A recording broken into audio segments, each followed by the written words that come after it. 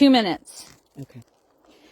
So we are walking our property, and this structure is something I showed her because it looks messy, but it was made by something. I'm assuming the Sasquatch people, and she is comparing it to what? This is called a Merkaba. It is part of sacred geometry. It's many of the different symbols, movements that are all put together. And what sacred geometry is the movement of energy through your body or through a system or through an area in very specific ways. So here you can see what this represents in the human body is this is the head.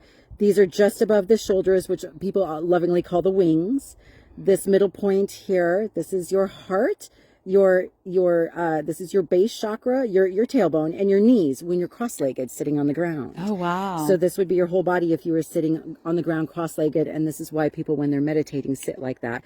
And then you move the energy through different directions in order to bring either peace or healing or connection. And that's what this is. This is sacred geometry here. So that explains why when me or anybody comes to the right side of the property over the years, when we felt like we needed to leave, is that why? They were sending a certain movement of energy through it it had an exercise that had a purpose. And if you were not identifying with that, if that was not your purpose, you were going to be vibrated right out of here. Well, then that's what they did.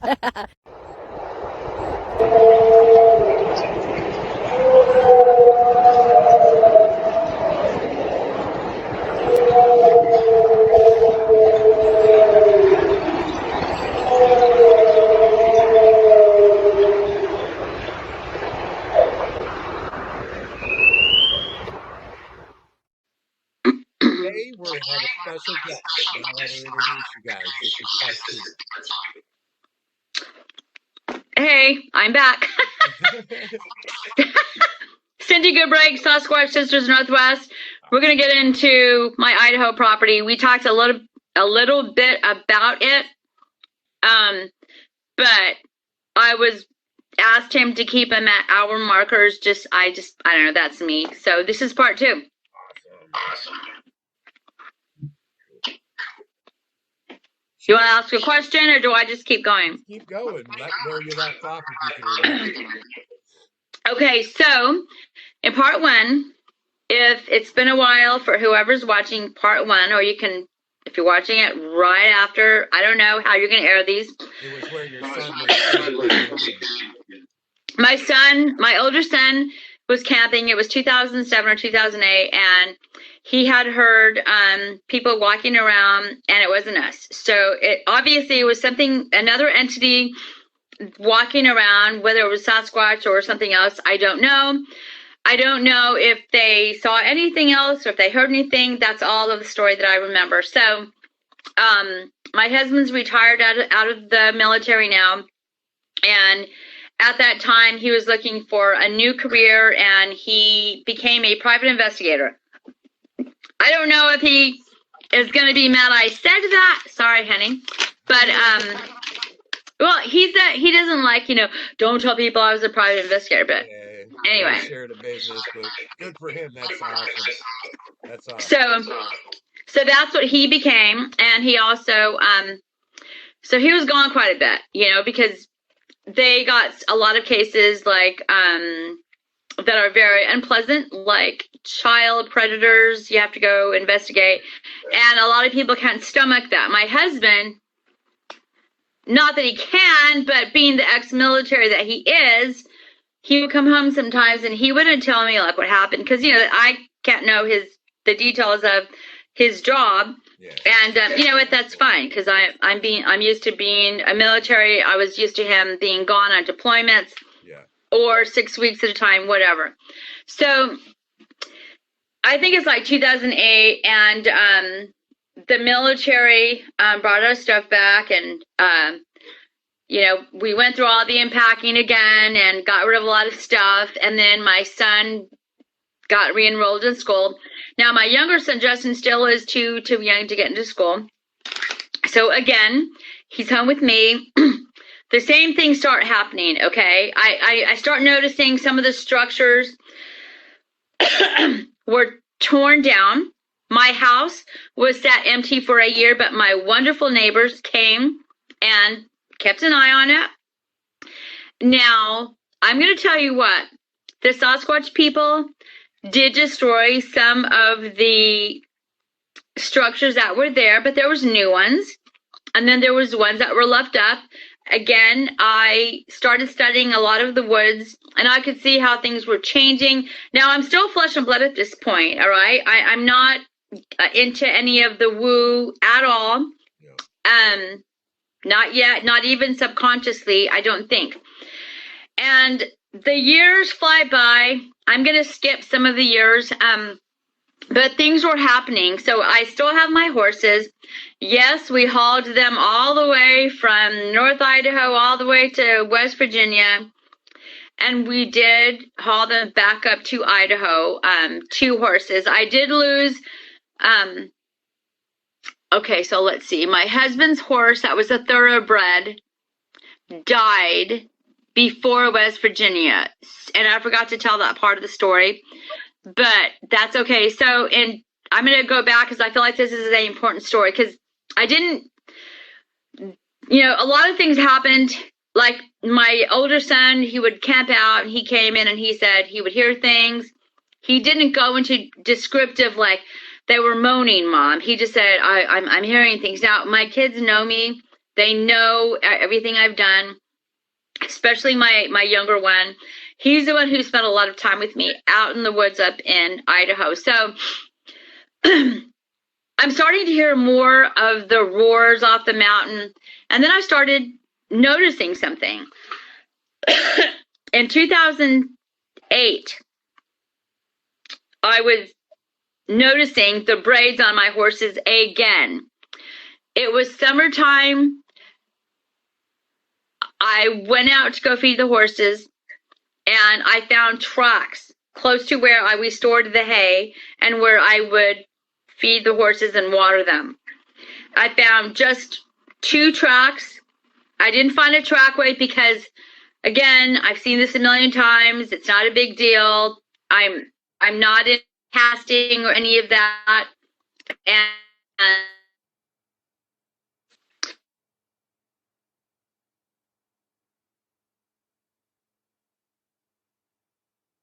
Can you hear me, Cindy? I lost you.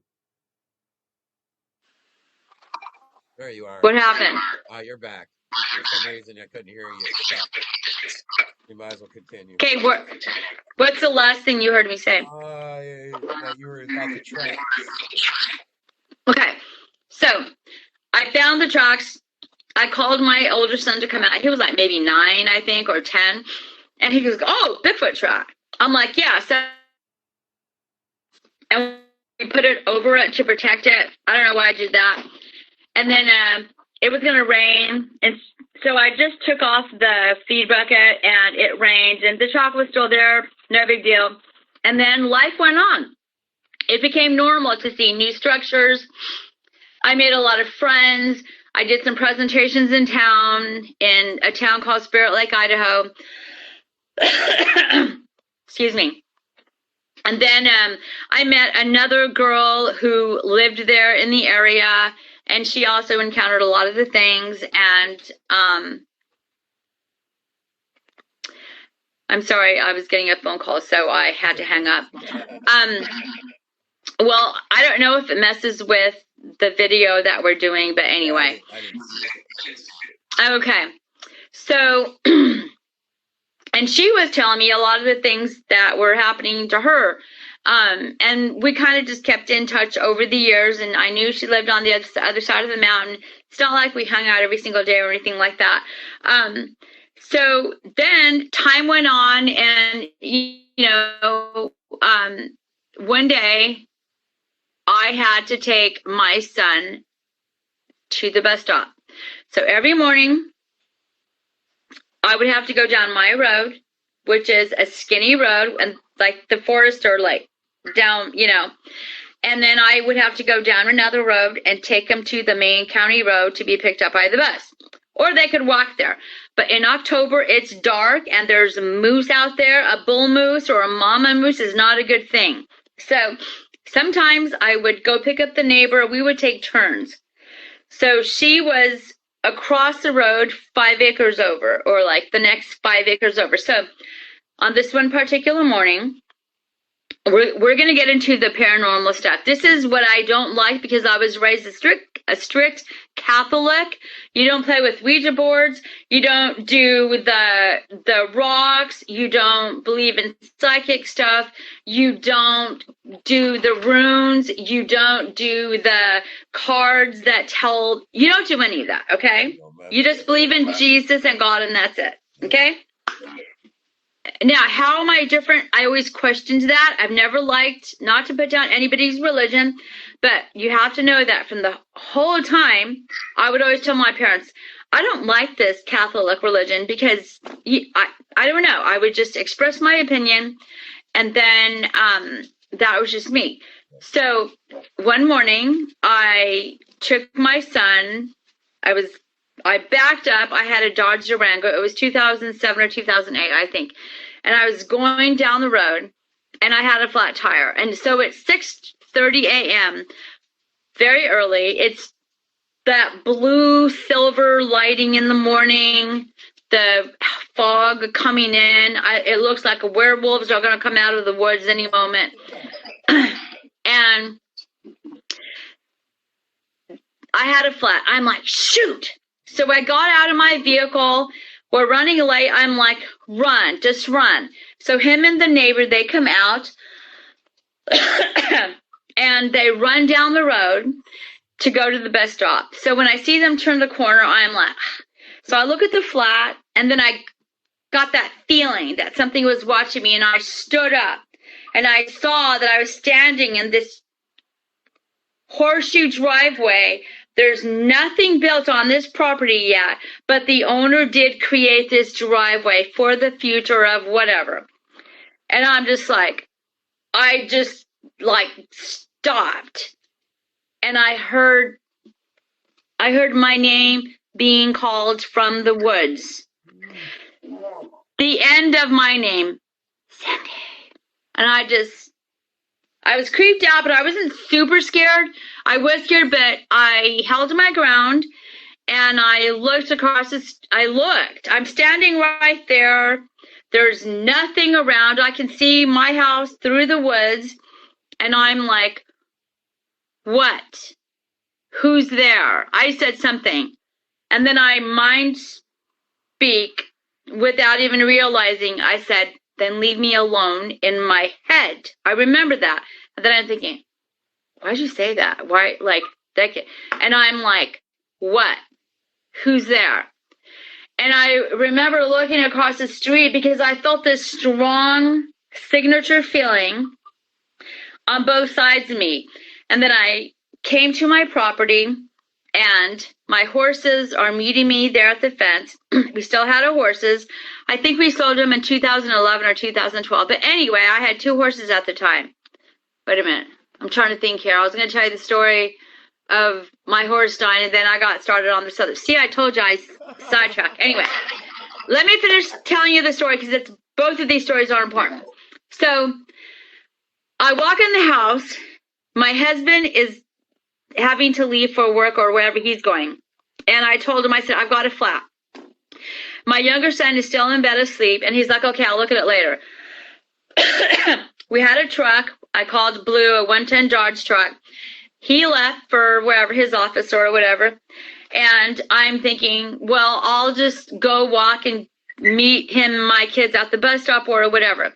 So later that day, like around 3:30, I think the bus came around 3:45. I started walking down the road, and I stopped where my Dodge Durango was at, and I was looking at the flat, and I didn't feel nothing this time. This time I walked down the horseshoe driveway. Now the story is going to be important, this horseshoe driveway, because I have a Dogman story for later. So keep in mind of this horseshoe driveway. There's no home on the property yet. And I'm not as scared this time.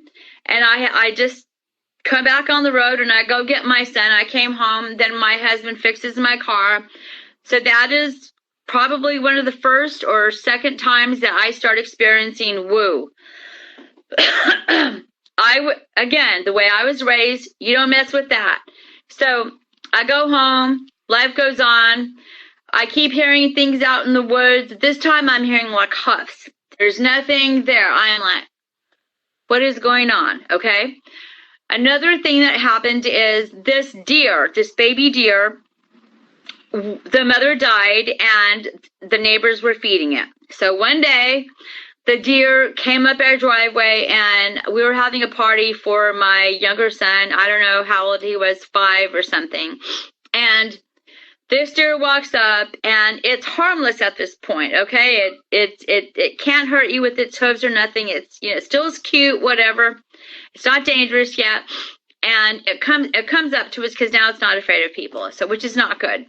So this deer, you know, hangs out, then it leaves, and my husband's like, don't feed it. And I'm like, oh, he's so cute, you know. But, you know, this is a wild animal. It needs to stay wild. Well, anyway, it leaves. Now, that's important to know because another morning, I call my neighbor. So now I have new neighbors in this red house next to me, and me and the lady are friends. We actually would walk in the daytime for exercise. So I call her and I say, hey, can I borrow whatever? It was a food item. I'm making something. I don't know what I needed. She's like, sure. Now, I didn't have my shop up. The woods to my left of me to the red house. I was going to cut through there, go through the horse fence, and go to her house. Well, I open up the front door, and the trailer, this is a 2-horse trailer. We sold our 30-foot horse trailer in Virginia, and we buy this 2-horse smaller trailer because we have 2 horses now just to get back to Idaho. So I open up the door. This 2-horse trailer is off to the right there at the tree line. It starts shaking, and it's shaking, and I'm like, oh, that deer must have got in the trailer. So I'm like, oh, poor deer, you know, because the way this trailer opens up, it didn't come down. It opens up, it swings like this. And I remember it was hard to open it, but I could like hop in and look down. So I'm not afraid at this point. I'm not thinking anything. And I'm happy because I think it's fall's coming and, you know, the holidays, and I just like that time of year. So I looked in the horse trailer and there was nothing in there. Nothing. It was empty. And it scared me. I hopped down, and I will just tell you, I'm a big believer in God, and Jesus, and I know there's other things out there in the universe. I don't believe in, I'm not trying to get off on a tangent here, but I did get on my knees and I did start praying because that is what I know. And I was just saying, in my own power, be gone, you know, at that time I was rebuking it in the name of Jesus Christ. And I said, but whatever, it doesn't matter. The intent is there. My intent was there. And I just said, just be gone. And then I ran down through the road. There was no way I was going to go through my woods. Oh, wow. Because going to her house across the street is where a lot of crap went down. And so I would have been better off just going through my woods. But when she opened up her door, she's like, oh my gosh, what happened to you? She said, you look like you've seen a ghost. And I'm like, I told you what happened. She goes, come on. She looked in the horse trailer and she's like, and she also knew a lot of the things that have happened to me because, you know, these people understand, they don't make fun of me. So I'm like, I don't know that. So anyway, so that was that. And then at the time, my best friend, her husband served with my husband. And even though my husband got out, her husband stayed in he was the commander. Was he the commander? he was something higher at that point of the same unit. So her sister, though, is married to a Spokane tribal person. Okay. So I talked with him about staging my property, because my best friend said, you need to go talk to him, and we need to. So I had people come over to my property, both a priest, you know, and also my Native American friends. They came over from the Spokane tribe, and they said, you're Indian, you should know how to do this. I'm like, I'm not Indian. They're like, yes, you are. And I'm like, okay. And he said, yes, you are. And I'm like, okay, well, I mean, like maybe my great grandmother, but at that time I didn't realize how significantly that would play a part in my life down the road, because at that time it was, okay. So I learned how to state my case, set my intention, and we staged all my property and my house, and I just continue to pray. The sun's coming in, so I'm gonna get like this. So life went on, and there, you know, things kept happening like that. And so now it's 2012. My older son has graduated. He's moved on. He's put out his feathers. He's gone, and you know, mom was crying, and you know, he's moving out. My younger son, let me tell you about this kid. This kid is just like me, and he is, you can tell him something, but if he don't believe it, he's going to tell you, and he's going to argue with you about it. And I'm like, I'm the parent, you're the child, just do what I say, okay? And he would say, well, you need to respect me too. I'm like, oh my gosh. That's what he told me at 13 years old. He said, well, what about you? I'm like, excuse me? Who's the parent here? I'm not your friend. And yeah, my son, let me tell you what, when he was 5 years old, he has a great work ethic. He doesn't believe everything you tell him. He questions everything. He has his own mind, and he has an old soul. And let me tell you what, that kid has got more of what's going to be expected from him than from what's expected from me in my DNA line. You know how they talk about our ancestors coming back. So anyway, so when he was 12 to 13, he wanted to camp out this one time. But when he was 5 years old, let me tell you what this kid did. He's like, I want to go sleep out in the woods. I'm like, are you crazy? You're 5. You're not sleeping out in the woods. And he had this attraction to the woods. And he would talk about this person he would see, and he called this person Honey. He would see ghosts. Honey. Well, my husband thinks Honey is a child in the family that passed away because they called him Honey. And so, you know, that's not a bad thing. But I started seeing him and his gifts, and like, you know, now everybody can argue and say, well, you know, a lot of kids, you know, young kids can see spirits or whatever. When he was 5 years old, it was snowing outside a little bit, but it was cold. And it was wet and snow, whatever. Well, my husband, you know, being the crazy person that he is, took off on his motorcycle. When he came home, he was all in his leathers, and my younger son, at the age of 4, he would be on this 4-wheeler that he had no business being on, but whatever.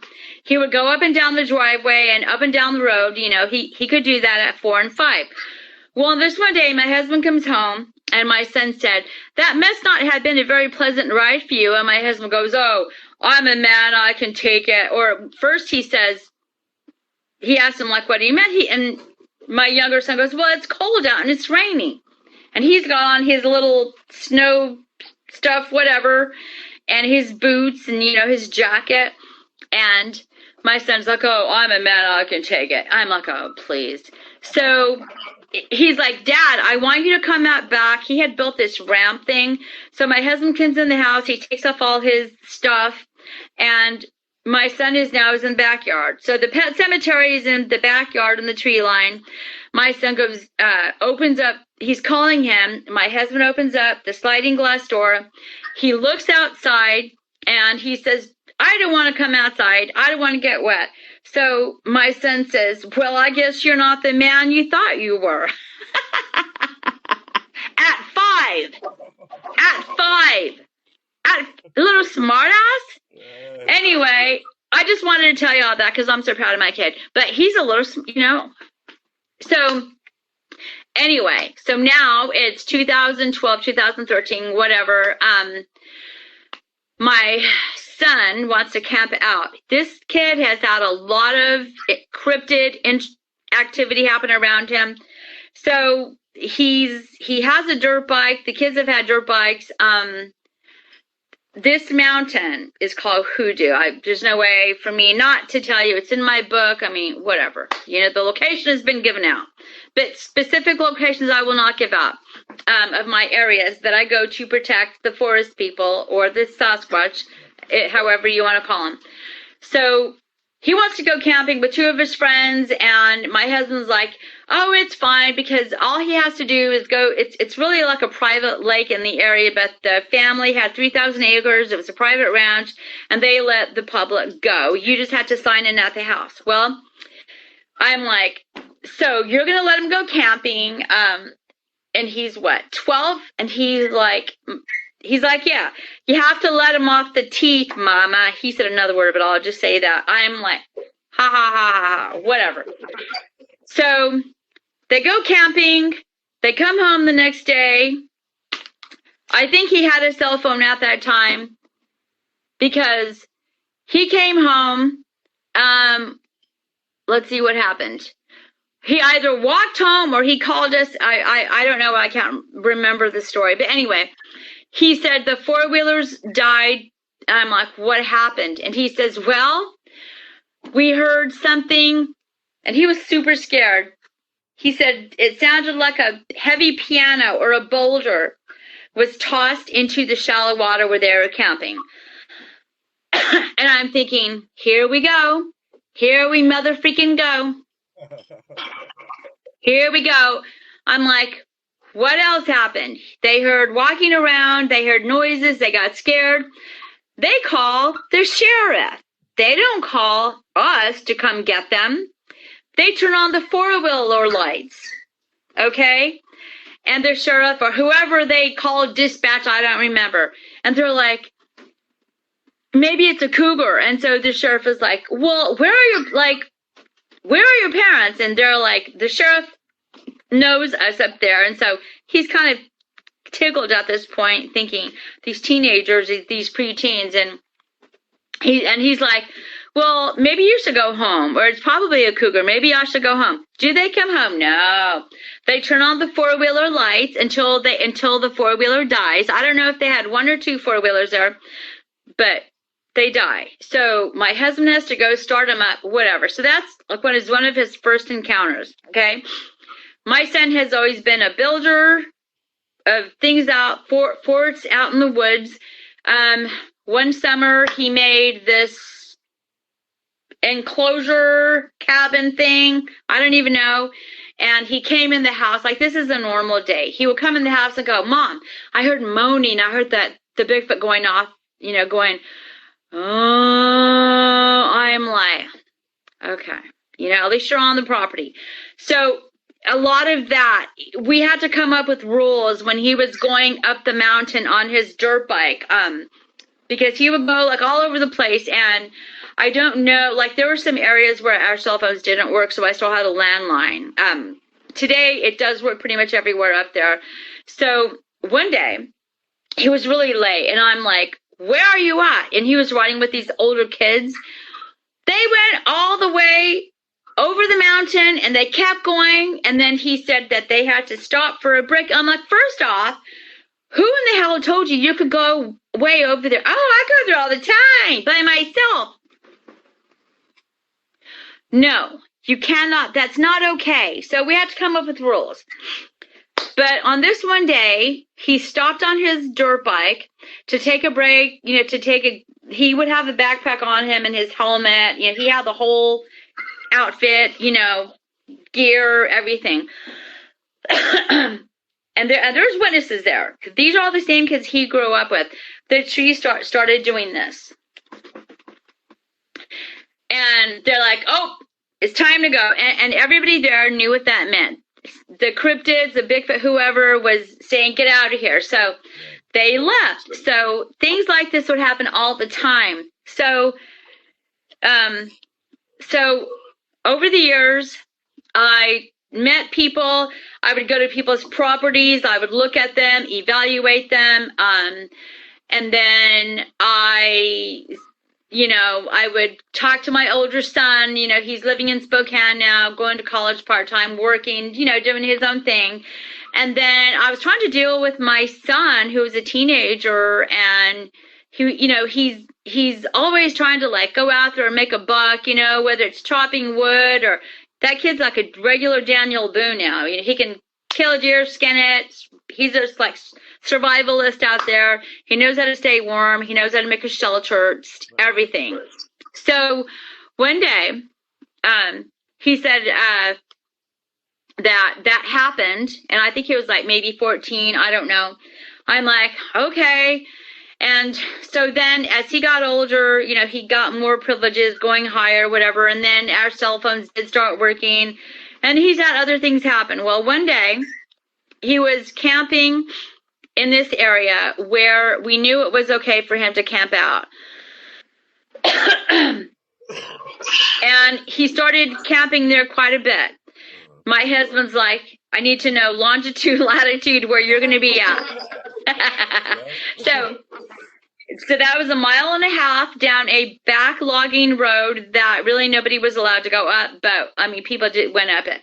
So one day he said he wanted to camp out alone. I'm like, you're crazy. Hell no. So he's 15. Obviously he's not driving. Again, my husband goes, you got to let the kid off the. I'm like, oh my God, here we go again.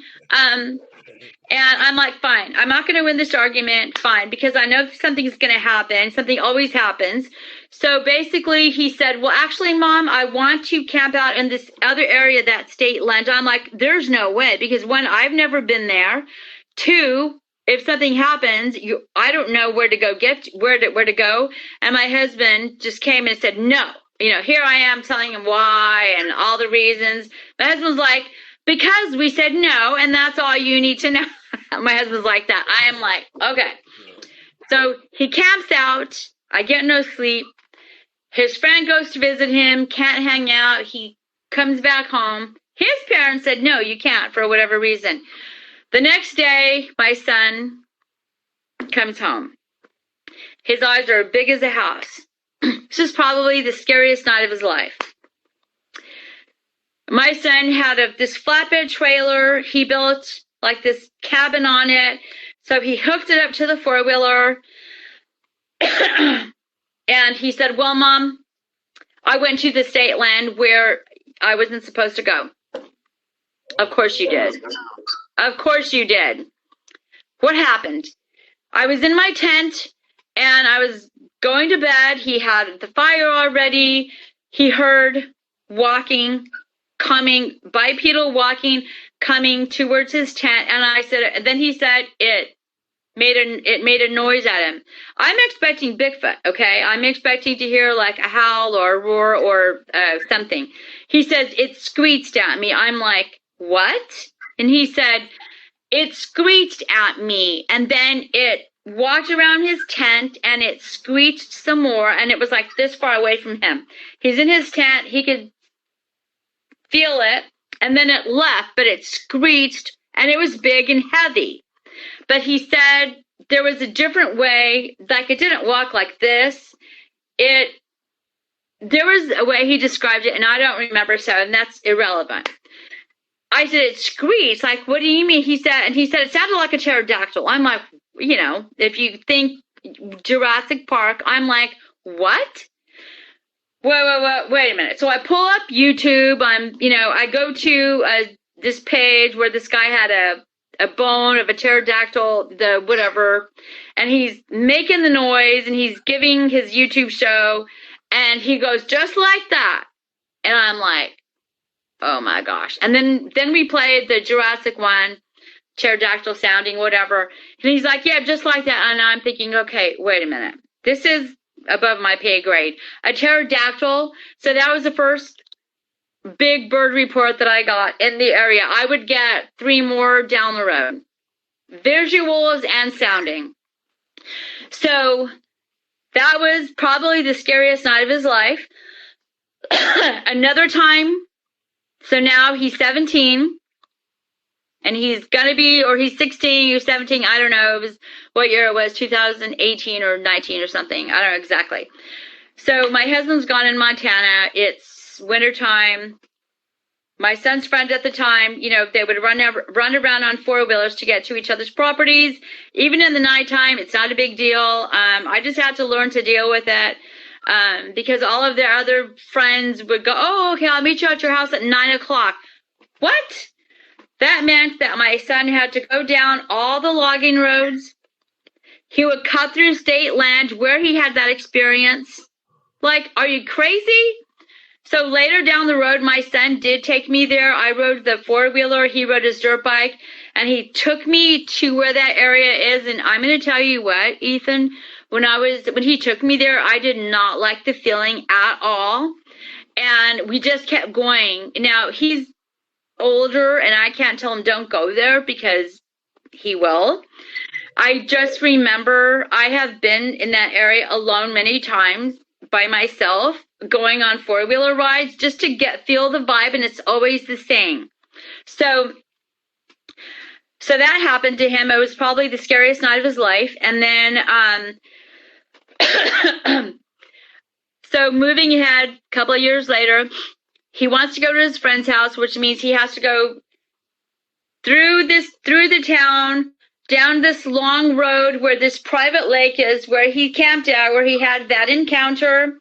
There have been dogmen known in that area. I've gotten reports of dogmen, and it's all like wetlands because in wintertime they're like floods. So it's like open farmland. It's not used. There's that private lake. Then there's the private ranch, and then there's a resort. But there's nothing there because the resort is further on that side. So it's nighttime. There's nothing there. He has to go down this 3-mile long road, or however long it is. Then he has to go right. So he has to pass where he's had that first encounter, where the rocks are thrown in the water. Then he has to go down this long road, and because it's a shortcut, he has to go through where he had this other encounter at nighttime, and then they come back out on this road from the state land, and then they go down another road where there's houses, and then they cross a county road. Then they have to go up this mountain road to get to this kid's house on the top of the mountain. And there's a story about that house too, I will get to in a minute. So on this one night, it's cold. My husband's in Montana working on a case. And my son and his friend, they had the PlayStations in their backpacks.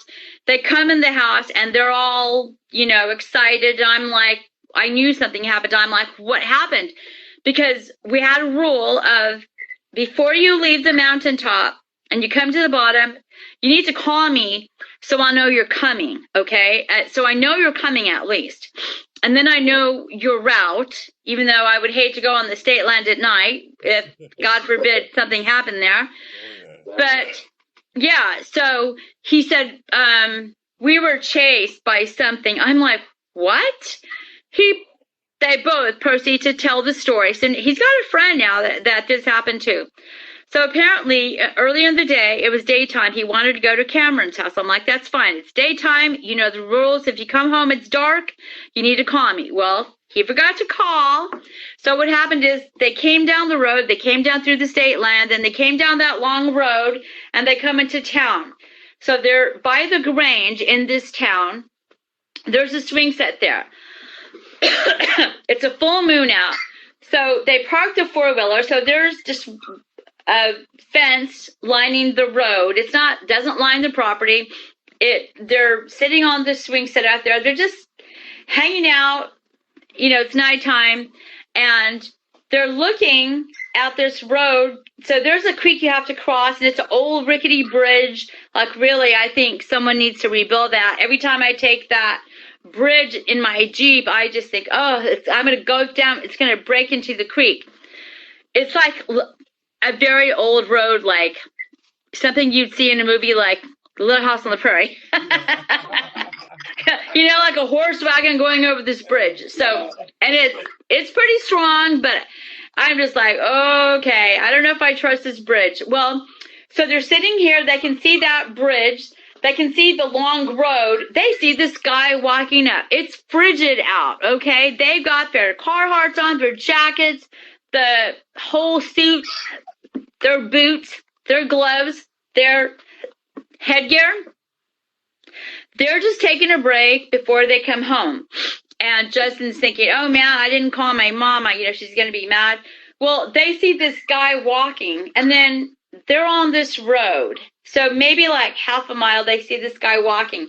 So there's nowhere for this person to be walking. They could tell he had on a hoodie and thin pants. And the hoodie was over his head, and he crosses the bridge, and my son's friend, Cameron, stands up and goes, hey, Justin. And he goes, look at that dude. He's like, you know, and then Cameron, shouldn't have done this. He's like, hey, you know, something like that. And then that guy, like, goes like this. And they're sitting there, and Justin's like, dude, like, what are you doing? Like, don't call him over here. This guy puts his hands like this, and he starts running across the field, like his hands out, like running, like with the weird, like, I don't know. And so they're like, oh, crap. They get their backpacks on. They run around the fence. Okay, here's another thing people need to know. We are big gun believers and owning your own, you know, the right to protect yourself, whatever. And I've, you know, our son did run around with a rifle, okay? I don't know exactly what it was, but it could kill a person, okay? That's normal. It's not exactly, you know, people. And where you live on top of it, you got to worry about bear, all that shit. So you got cougars. Yeah. Yes. So they come around the fence. They hop on the four-wheeler. So now here's the Grange right here. That guy is there. He starts running across the road, the field. They take off. He beelines that way. And then the road comes like this where they're trying to cross the county road to come to my house. Yep. Down another logging road. They have to cross the highway, which is just a tiny county road. So, and I'll tell people it's Highway 41 all day long because I've told that on podcasts. Anyway, so this person, whatever you want to call him, gets very close to them. My son's clocking 45 on his four-wheeler. This guy had no business catching up with them. He got very close. All they saw was black right here. They should have seen a face, but all they saw was black. The man, we ended up calling him the Hoodoo hoodie. This person I was involved with earlier in research, who was part of my team, that's what she called him, the Hoodoo hoodie.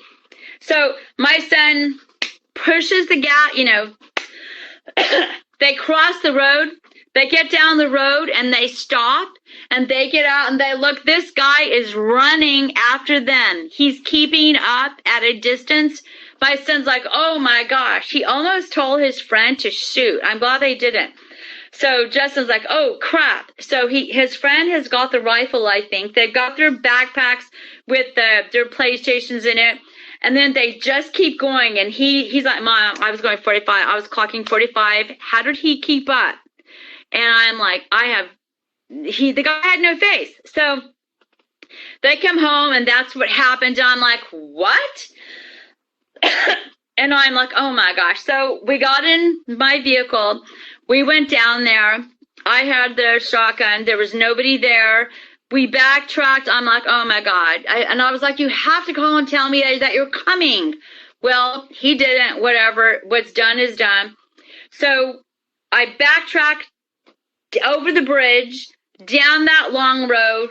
I'm going to the part where I can't take my vehicle where they go off into state land. Yeah. So now now I'm there in my truck and I'm like, okay, I'm going to call the sheriff. So I'm calling dispatch. I get home. The sheriff calls me back. And now I realize, what am I going to say?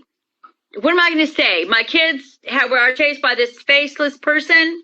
So I just gave him the bare facts. I said, yeah, this guy was running like he was keeping up with them. How in the hell can anybody run 45 miles an hour? Okay. And he's like, oh, it must have been so-and-so, the town tweaker. I was like, no, that guy is 60-something years old.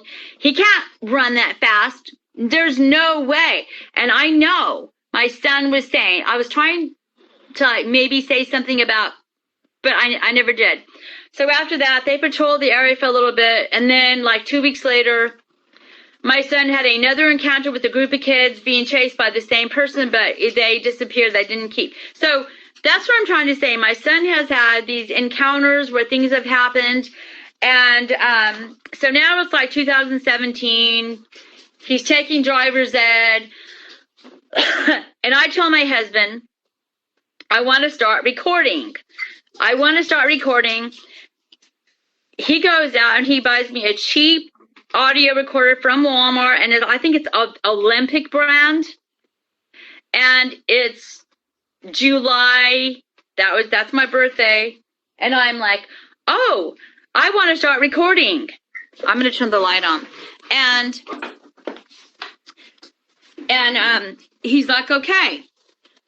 So I put out my audio recorder on my truck bed,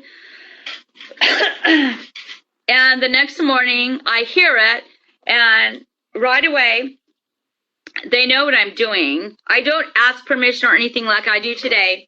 You hear rocks being pinged at my truck, and I'm like, those assholes are throwing heavy rocks, like big rocks, at my truck, and my truck had dent. And I'm like, okay, this is not okay.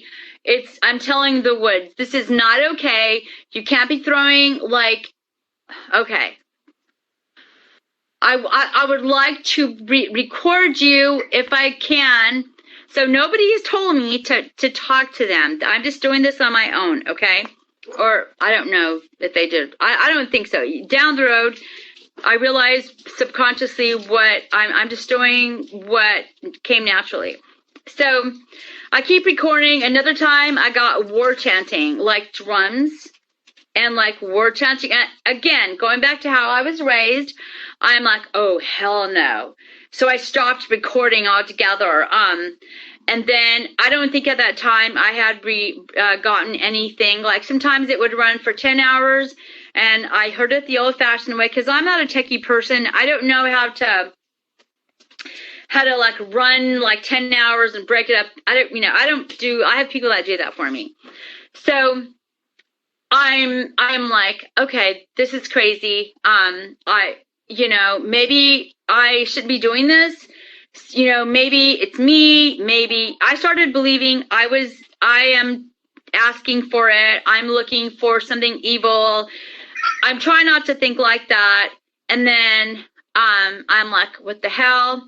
And then something happened where I was going to sell my house. How are we for time? Oh,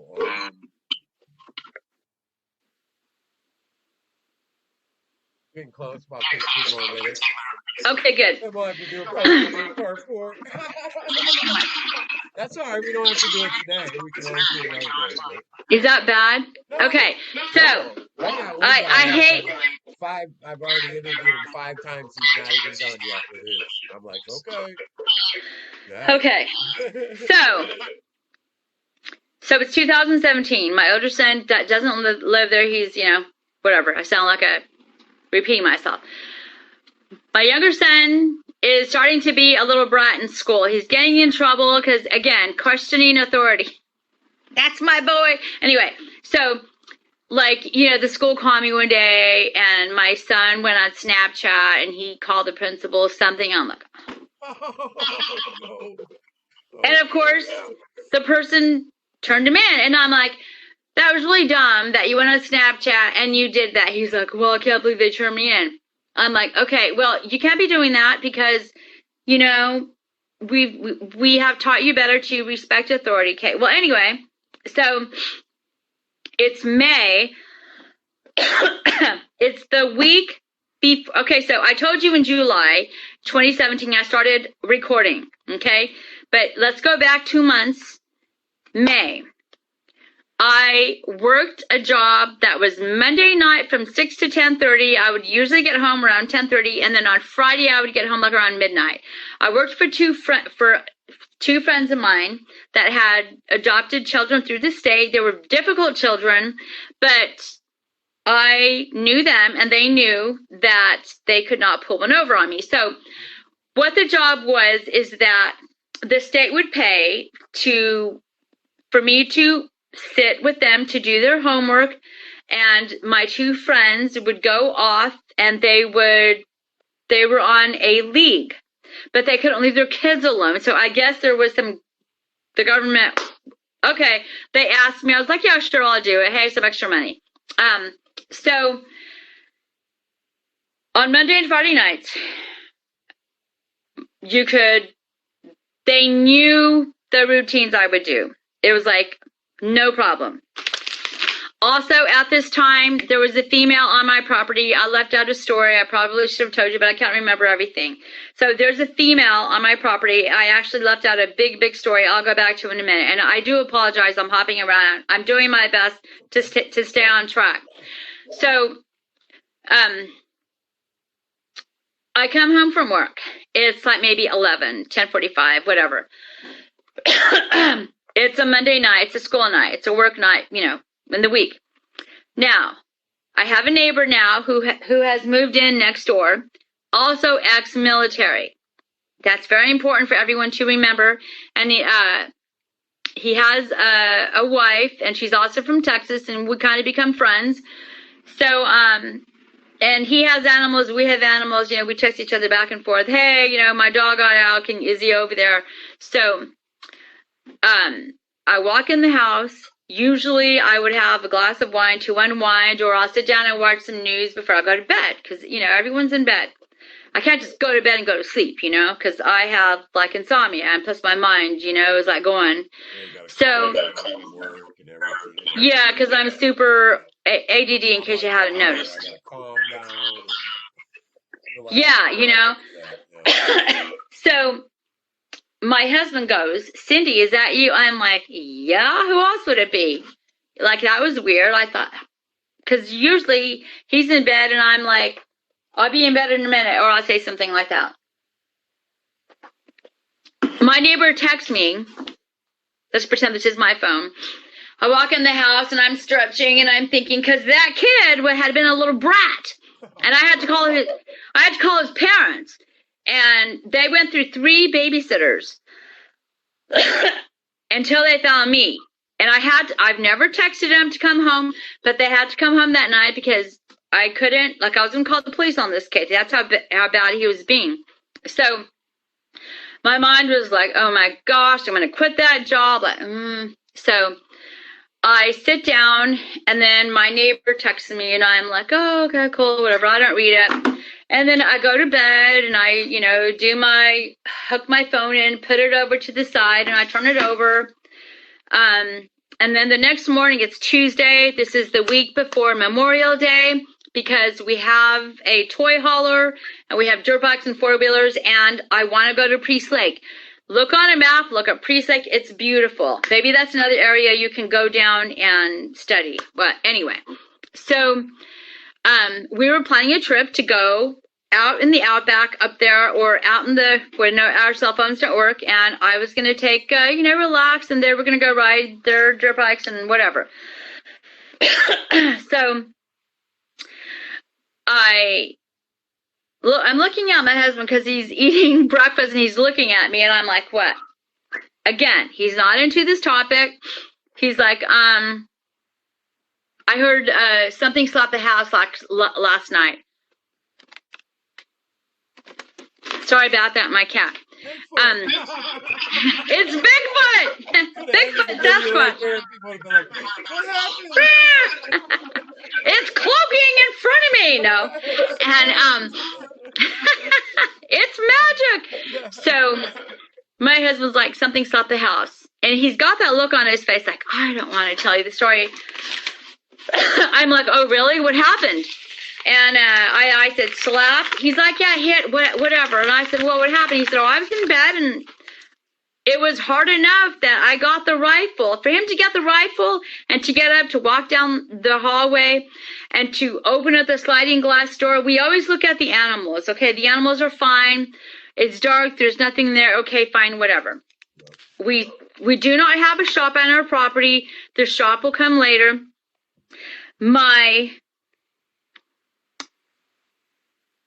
I'm just standing there, and I'm like, well, what do you think they hit? He's like, I don't know, Cindy. I was in bed here. There's our bed. It's on the side of the house. And then across the hallway is my son's bedroom. So I run out the front door where I can see, look up Hoodoo Mountain.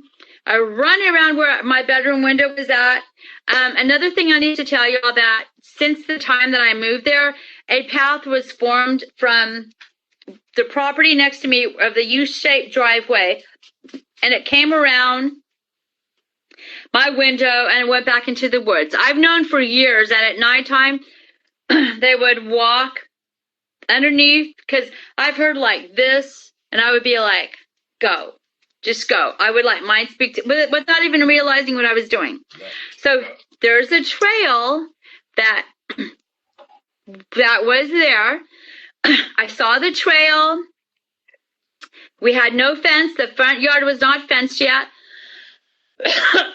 And I'm looking at the house. I don't see any handprints. Everything looks fine. I'm looking down at the ground. There's pine needles everywhere. I don't see any tracks because of the pine needles. It's hard. That's one of the downsides of having, living out in the woods like that with all the pine needles everywhere. I didn't see any impressions anywhere. So I go to the front of the house, which is a running front porch, and I look up at the property. There's handprints on the house. There's handprints on the house. I'm like, and I run into the house. I don't even go look at the handprints. I go in the house because I know my husband has to leave, and I'm like, oh crap, there's handprints on the house. And he's like, it was probably the kids. And I'm like, maybe. Because later I would go look at the handprints. And so I'm like, oh shit, Ken sent me a message. I'm reading it. And that was when it all kaput. It said, hey, my lights are going off. My animals are acting crazy. So he had cats. He also had a dog, but I don't know at the time, but he did have cats at the time. Plus his wife fed the feral cats outside, and there was one cat that would come up to them that she was trying to tame. I do remember that.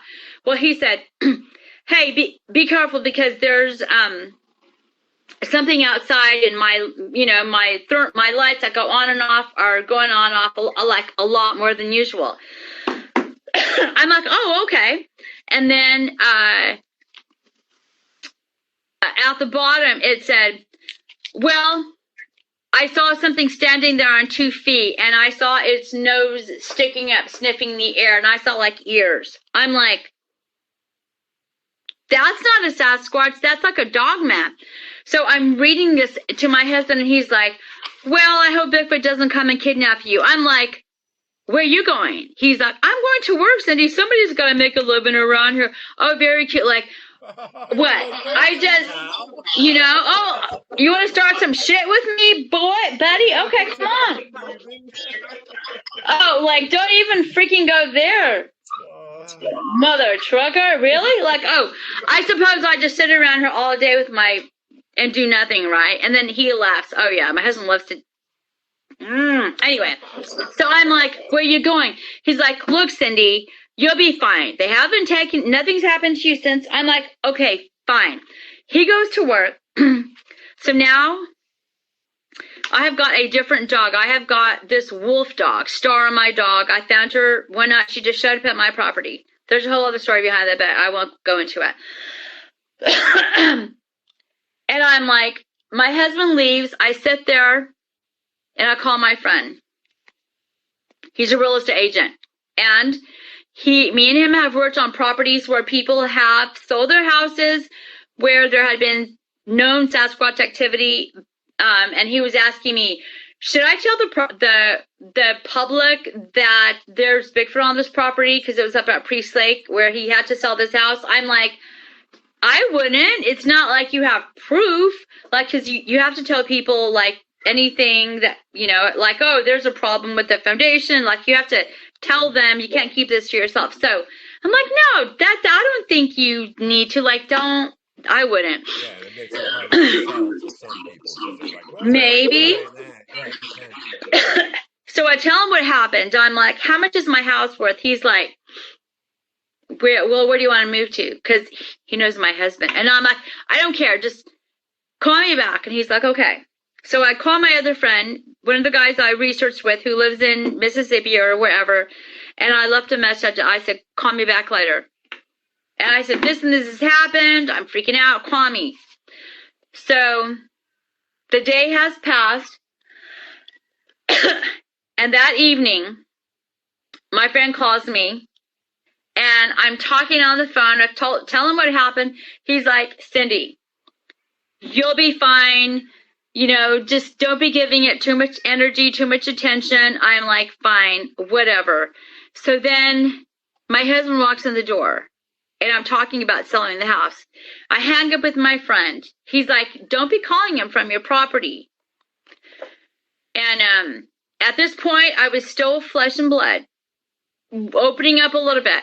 So then I'm like, well, my husband's like,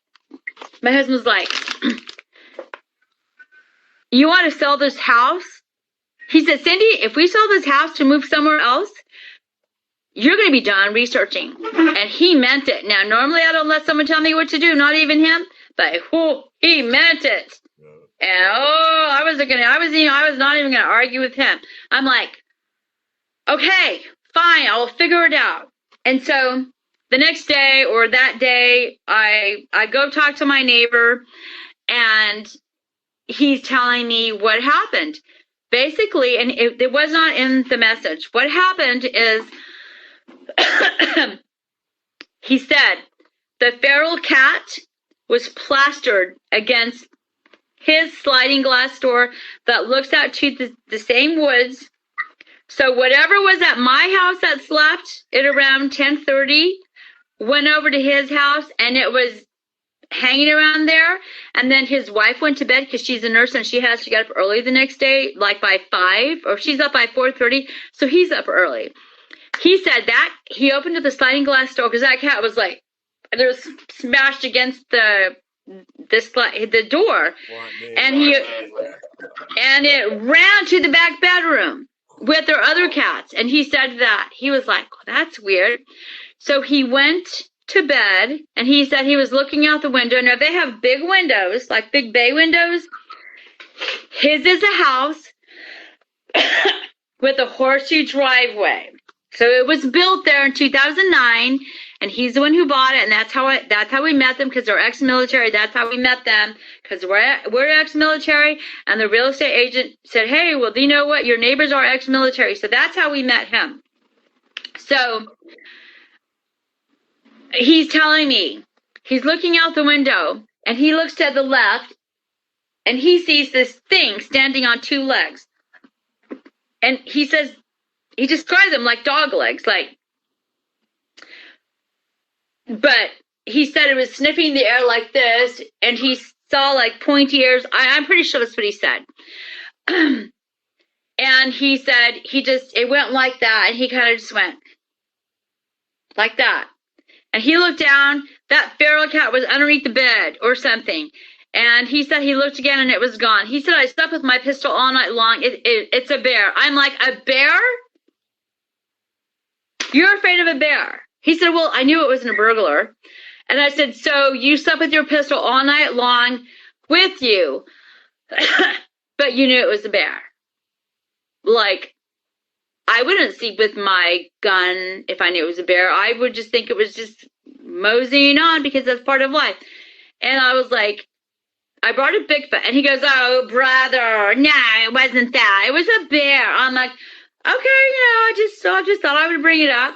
And I left it at that because I don't argue with people who don't believe. I don't waste my energy, my time. And I went home and I just had to make peace with it. So that's May. So I went outside. I started talking with my Spokane friends again from the tribe. And they're like, their word, I forgot what it's called. And they're like, they want to make contact with you. And again, I started working with this other girl who was popular, but I'm not going to name her. And she would channel my Sasquatch or communicate with them because I couldn't at the time. I can today, but I couldn't at the time. And I still work with her today. But at that time, I was like, well, crap. Okay, well, fine. Bring it on then. I want to know more. I want to know more what's going on. I was also, having to fight with my kid a lot. I was pretty sure something was going on with that. I was convinced I had invited the demons in my home or he had an attachment. I was like, I need help. Okay. So the next day, I would hear in my woods things breaking, and I would be like, yeah, I know, I hear you, okay? I wish you would just freaking show yourself, like just once and for all, just show yourself, okay?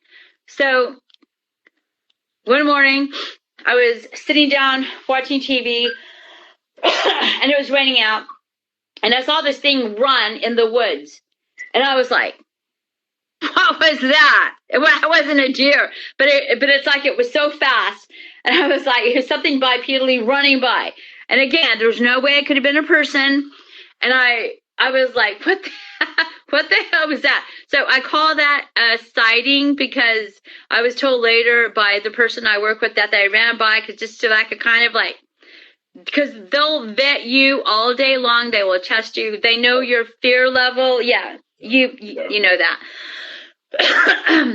So Thursday comes, Friday we leave to go to Priest Lake. And it's great. My cell phones don't work out there. No one can text me. We have a great time. Well, then this windstorm comes in on Monday. So I thought, crap, it's time to go. So we pack up early because I knew, again, the trees on my property, I was afraid of damage.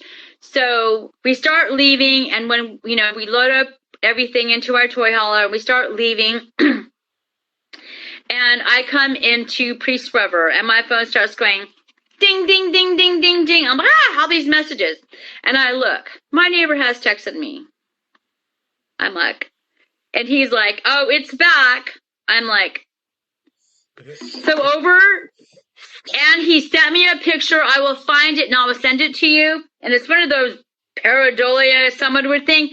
But let me tell you what, I saw it. That was one of the first cloaking photos that I saw because I asked them.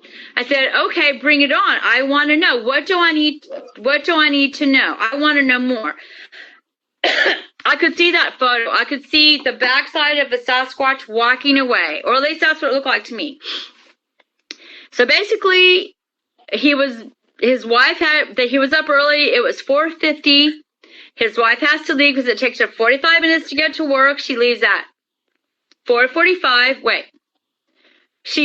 At 5 to get to work by 5:45. Then she starts her shift at 6. She goes and she gets coffee, gets the updates, whatever. It's 4:50 a.m. and in North Idaho, it's kind of like Alaska. It gets dark really late, but it does get dark. But it's light out till 10 some nights. And in the morning, in April, so now it's May. It's in April, it starts getting lighter early in the morning, like at 4:45. So he can see out now in the woods. The sun's coming down, if you can believe that. And he's like, oh, it's back. He took a photo of it. And he says, the bear came back. I'm like, how does that look like a bear? And he just said that he saw her and that was that. It didn't, you know. And I'm like, oh my gosh. We get home, we get down, I run out into the woods. So in my property, there are different game trails that go to adjoining properties. There's one that goes between our property lines and it tees off. And then there's that path that goes from my window that they use just to swing by and then just to go say hi or whatever, and they go to bed. Or if they go wherever they go, okay? So now I go to the porch because I've convinced myself those are just my kids' prints, okay?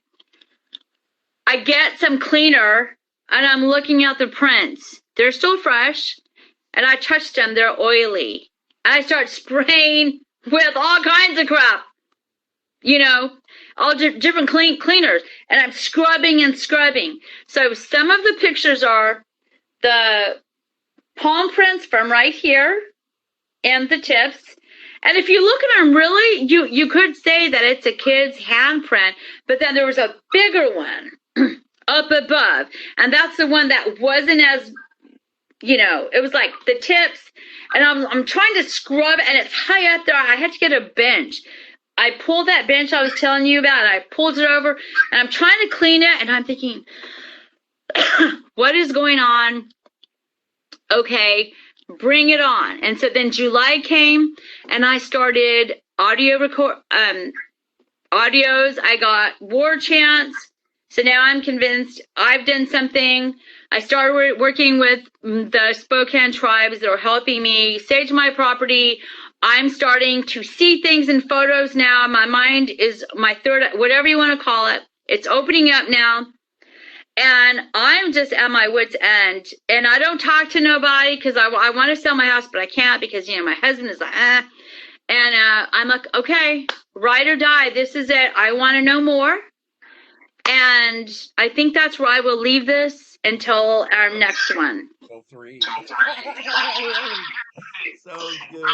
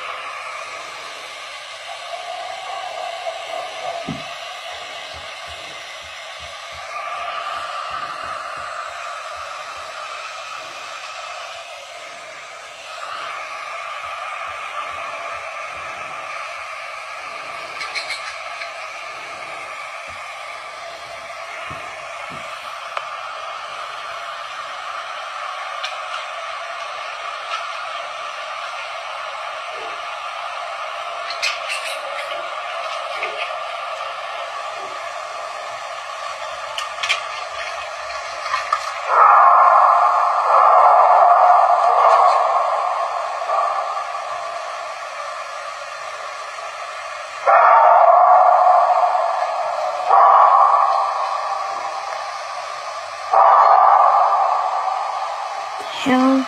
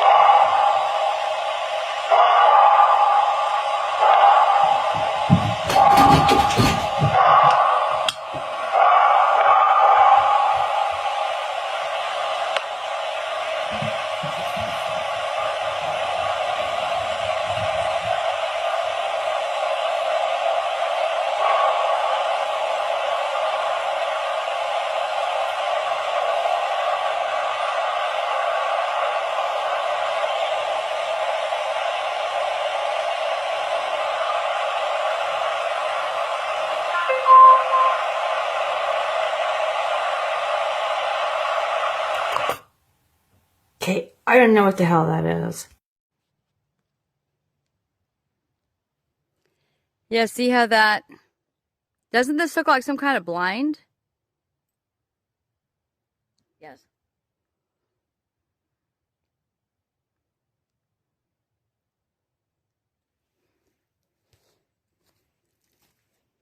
Huh. OMG. Look.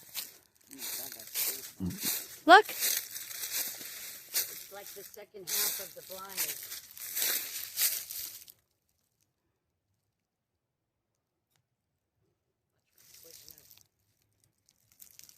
Huh? Right now? I thought it wasn't in season. Oh my gosh. Well, I'm taking Dupixent, so hopefully that'll help. That's just insane.